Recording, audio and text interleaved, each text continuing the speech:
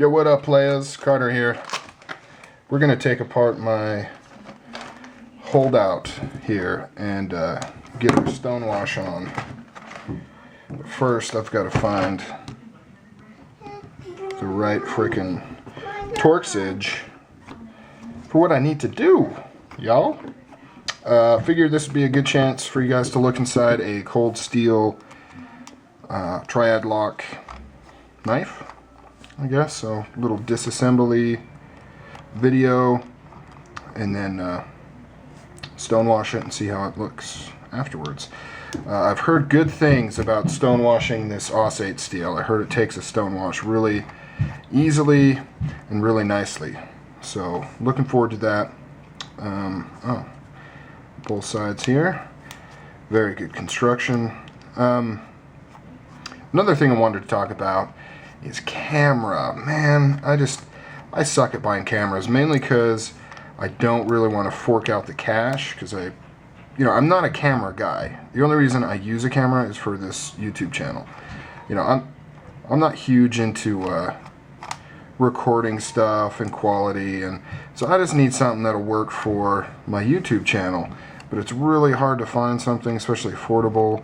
I've got a couple of cameras I'm kind of looking at now, but I'm worried that I'm just going to be in the same position, that I'm buying a cheap camera and it's going to work crappily as cheap cameras do. But the main problem with one I have now, it's a Canon ELPH, and I broke the cardinal rule, which is never use a camera for recording video, unless it's always a secondary function, if that makes sense.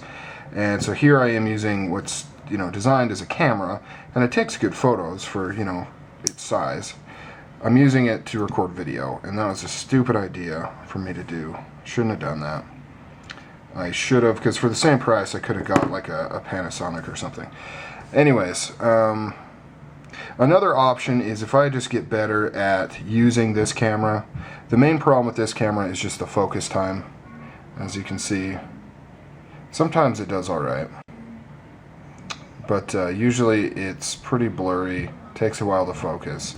And if I just edit things and do like sections in my video where I do close-ups, and then I can just edit right to it after it focuses, it would do better. I don't know. So I'm still debating.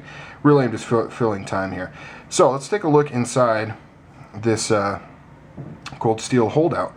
It works like all the other cold steel triad locks. Here's the back spacer, and in this back spacer, let's see if we can. It's getting kind of dark from the glare from the blade. Right here is the spring. As you can see, it actually goes inside the back spacer, which is one of the reasons why Tough Thumbs won't pimp these back spacers, because you can't get this perfect in order to function right. So when you press here, it pushes down on that spring and allows it to lift up. And see how this, when you start to open it, it hits that curve right there. Goes like that, come around, it rides on it, and then right when it gets here, bam, clicks into place with authority. And then you can see how the tang is actually separated from the locking mechanism with this pin here, which is kind of the real big claim to fame with this design. This kind of allows the frame to absorb all the impact rather than having the force actually hit the lock itself. So that's kind of the big deal with this this whole knife. So to take this apart, you simply just disengage the lock a tad, like so. See how that comes up with the spring? Comes right out. You are good to go.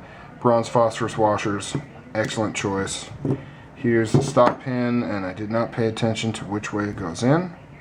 So hopefully that'll make sense once I'm done. We're going to remove the back space, or the actual lock here. We're going to stonewash that as well, along with the blade and the pocket clip, which I did not take out. So I will do that right now. and I can hear my kid crying, so I better go take care of that because my wife is going to be really pissed because I'm supposed to be watching him while she makes dinner. But instead, I'm screwing around with my knife, doing the exact opposite of what I should be doing. Alright guys, so I'll finish taking this apart and get it stone washed, and you guys can take a look.